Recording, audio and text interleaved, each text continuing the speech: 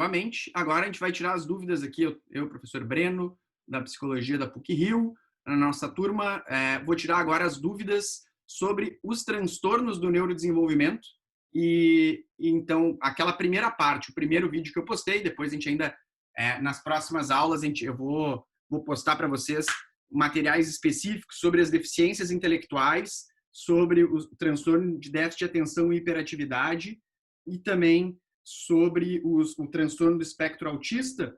Talvez ainda poste também sobre os transtornos de aprendizagem, vão ser vídeos logicamente menores, mas que são os principais grupos dentro dos transtornos do neurodesenvolvimento. E então, aqui nesse momento, vou tirar as dúvidas da primeira parte, ou seja, do quadro geral dos transtornos do neurodesenvolvimento. Tá?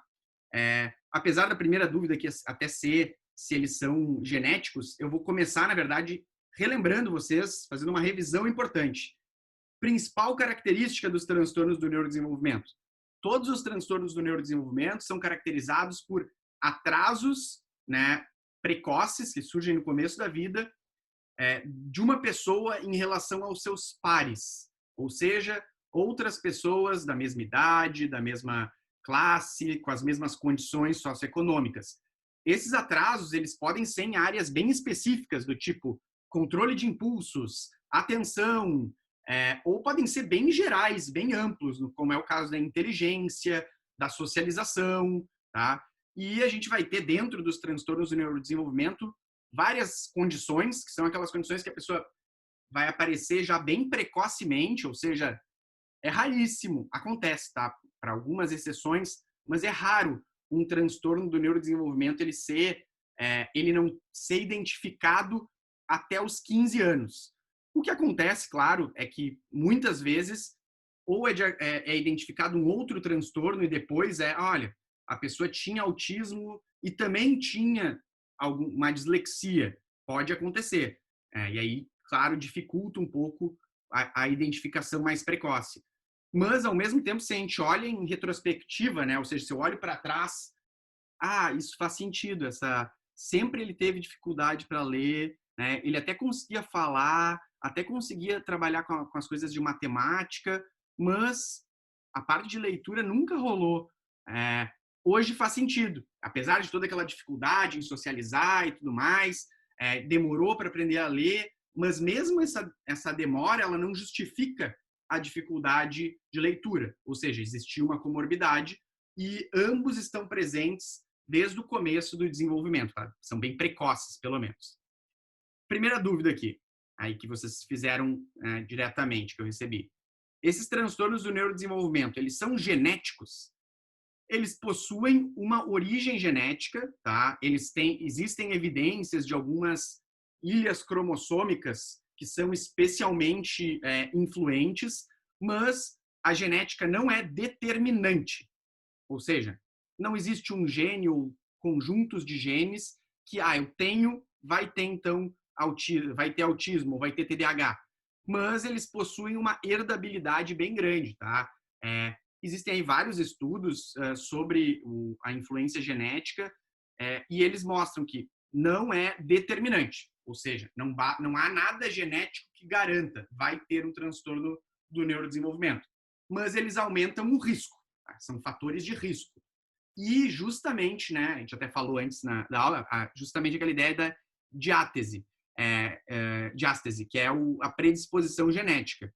Tem estudos aí passados, inclusive, que já apontaram que o TDAH, né, o transtorno de déficit de atenção e hiperatividade, ele teria uma herdabilidade masculina mais forte do que a cor dos olhos e só perderia para a altura, se eu não me engano. Ou seja, extremamente, se o meu pai tem e eu sou homem, a herdabilidade seria muito grande. Mas, claro, esse foi um dos estudos, né? Mas para vocês terem uma ideia.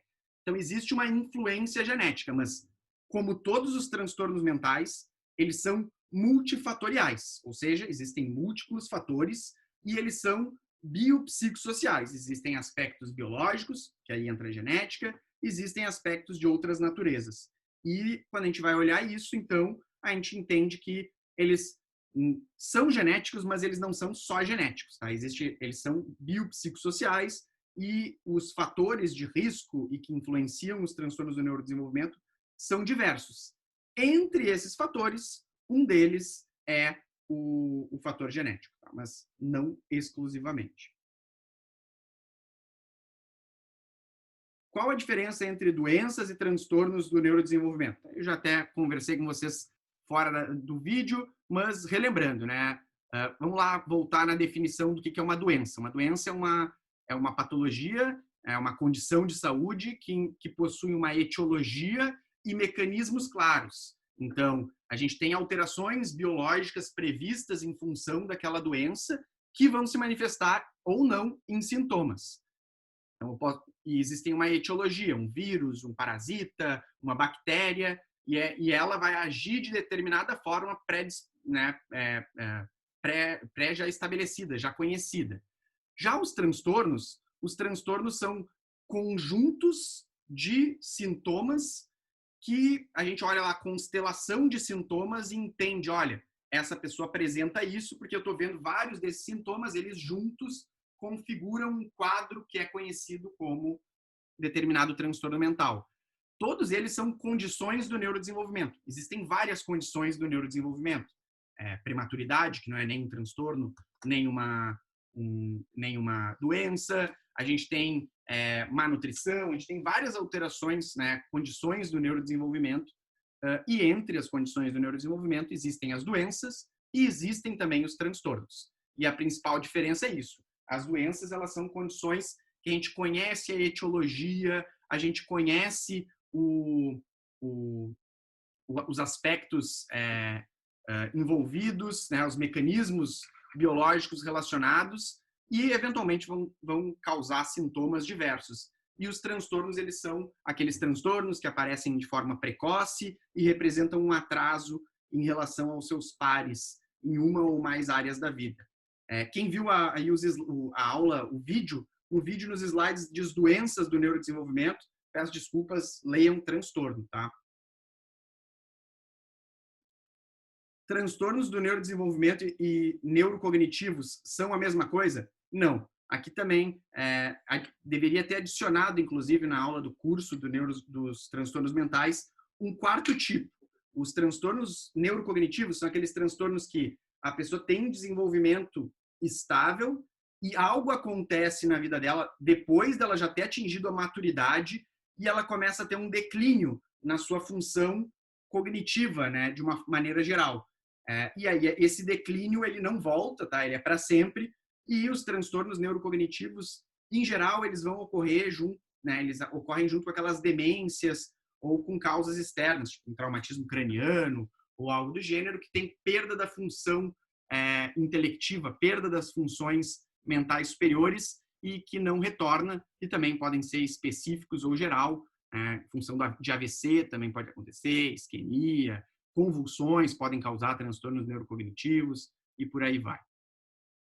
E já os transtornos do neurodesenvolvimento já é uma condição que não tem uma causa exclusiva, né? E que eles são caracterizados por diversos sintomas que ocorrem de forma precoce e se mantêm ao longo do tempo. As pessoas já nascem com os transtornos do neurodesenvolvimento? É uma pergunta bem difícil de responder. Na verdade, não existe um consenso, tá? E há muita gente que acredita que sim, que as pessoas já nascem com eles. Outros vão dizer que eles surgem nos primeiros anos de vida. A questão é que com um recém-nascido, ele não dá para ver que ele tem uma deficiência intelectual ou que ele tem um transtorno do espectro autista ou um TDAH.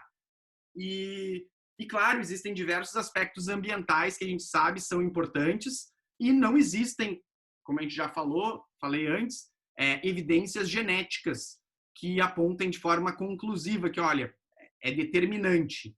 Então, é duvidoso, tá?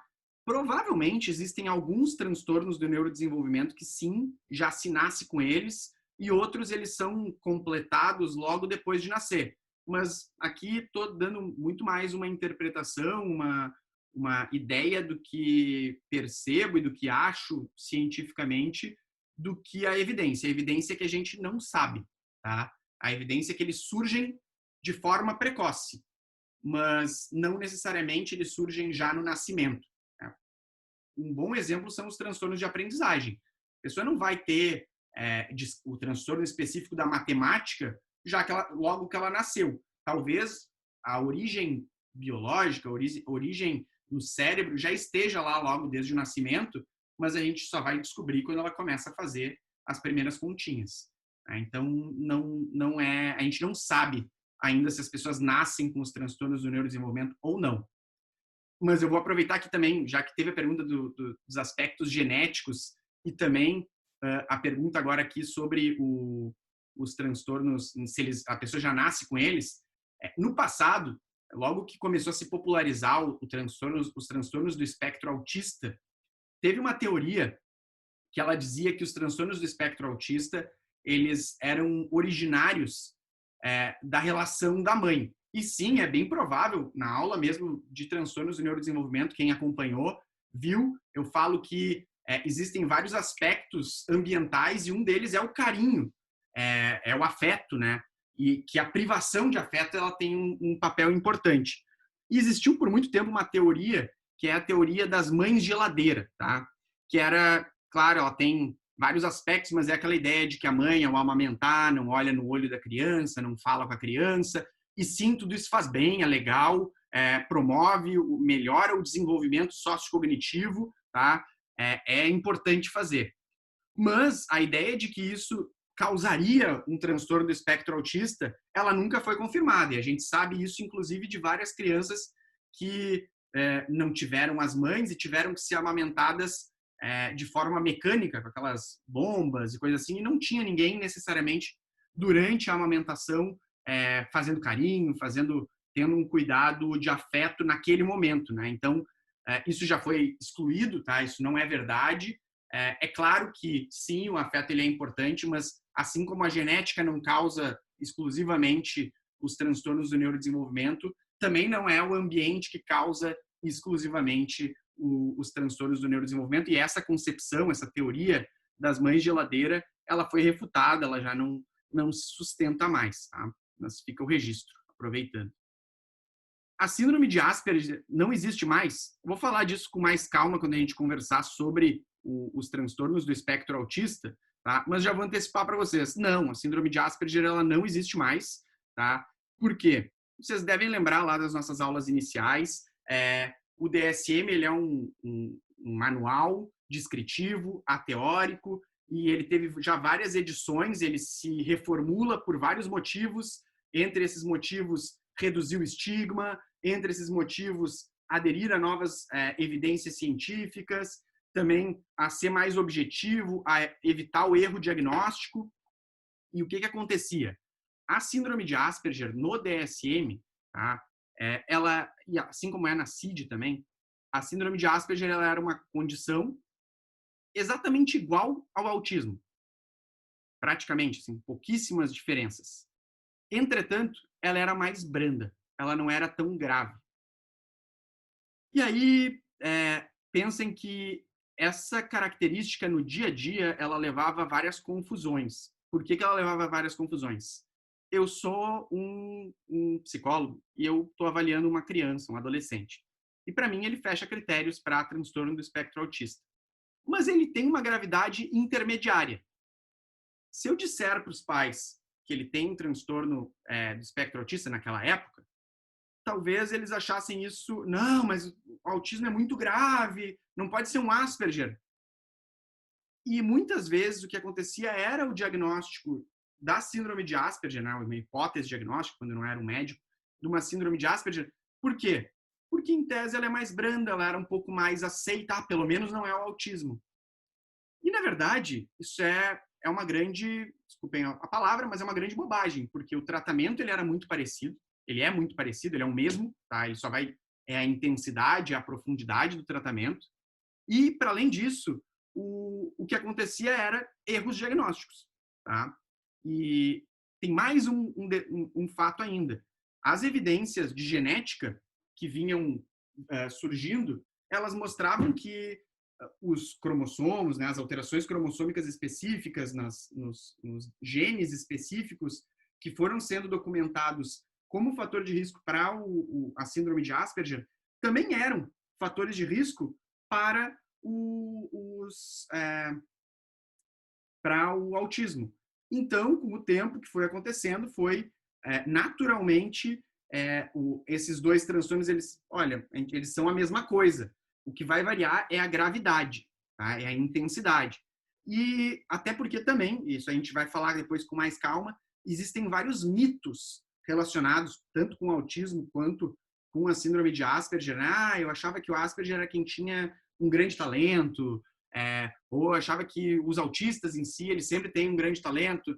Não é bem por aí, inclusive é bem comum a comorbidade com deficiência intelectual, a pessoa ter um transtorno do espectro autista e a deficiência intelectual, tá? É muito comum e, embora não seja uma regra, mas é muito comum. E essa coisa de ter uma grande habilidade, na verdade, o que acontece muitas vezes não é que alguém, ele é superdotado para números.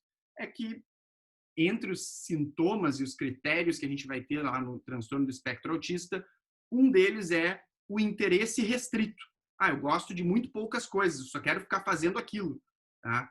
E aí, se eu fico 24 horas por dia fazendo a mesma coisa, brincando de dinossauros, trabalhando com números, muitas vezes a gente vai acabar se tornando melhor naquilo.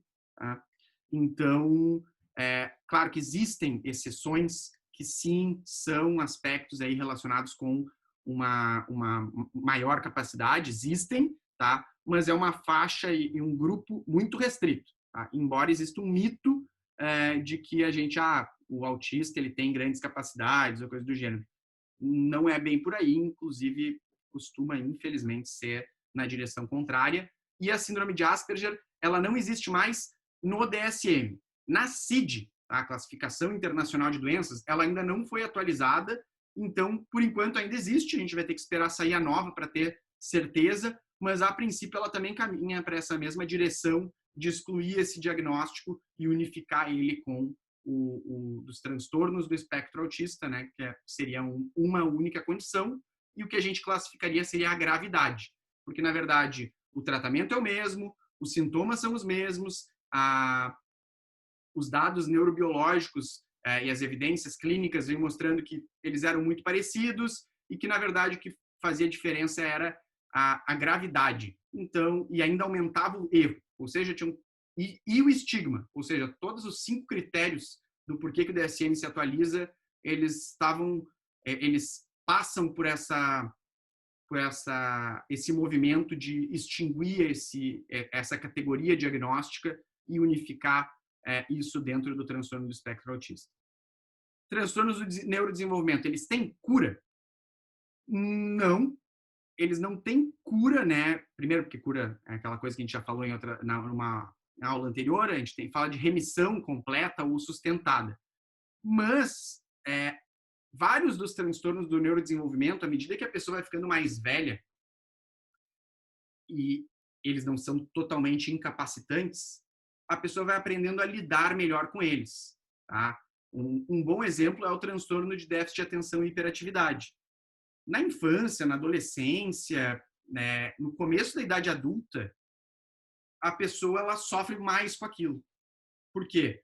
Porque as atividades, apesar de ser criança, ser adolescente, ser jovem adulto, seja bom porque a gente tem liberdade, é uma época com menos responsabilidades. Se a gente for parar para pensar, as demandas elas são mais diversas.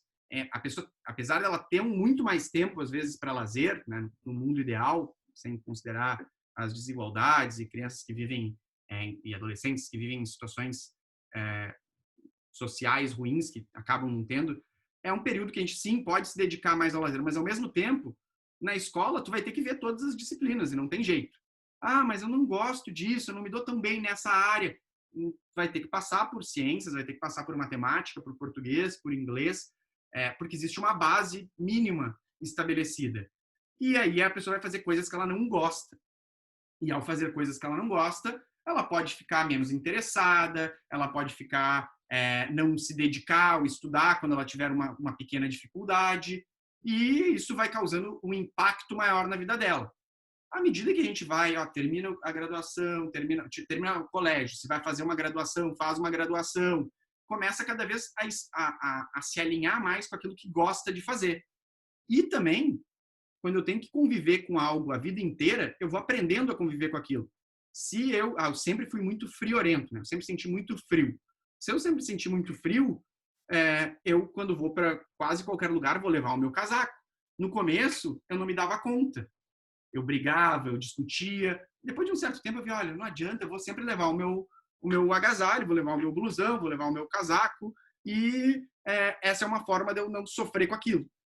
As pessoas elas aprendem a conviver com vários dos sintomas de alguns dos transtornos do neurodesenvolvimento, como é o TDAH, como é a dislexia, a descalculia, mas eles não têm cura. Tá? O que existe é, muitas vezes, a forma da pessoa lidar com aquilo de uma maneira mais adaptada.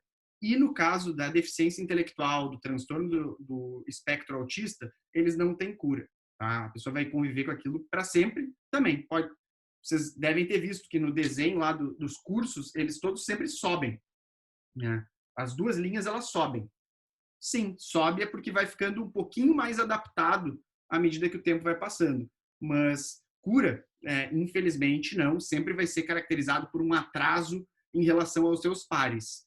Embora, para o TDAH, para alguns transtornos, lá pelas tantas, esse atraso ele não é mais percebido. Tá? E das dúvidas que eu recebi, eram essas, tá? Mas relembrando, fico à disposição para dúvidas por e-mail ou nas próximas aulas, quem quiser tirar dúvidas sobre essa primeira parte dos transtornos do neurodesenvolvimento, mais a parte conceitual e de ideia do que é, da onde vem. Era isso, a gente vai falar em especial agora nas próximas aulas dos transtornos, de classes específicas de transtornos, dentro desse grupo ainda dos transtornos do neurodesenvolvimento, mas essa parte inicial que eu tinha recebido de dúvidas, é isso aí, mas fico à disposição, fiquem todos bem, então é isso.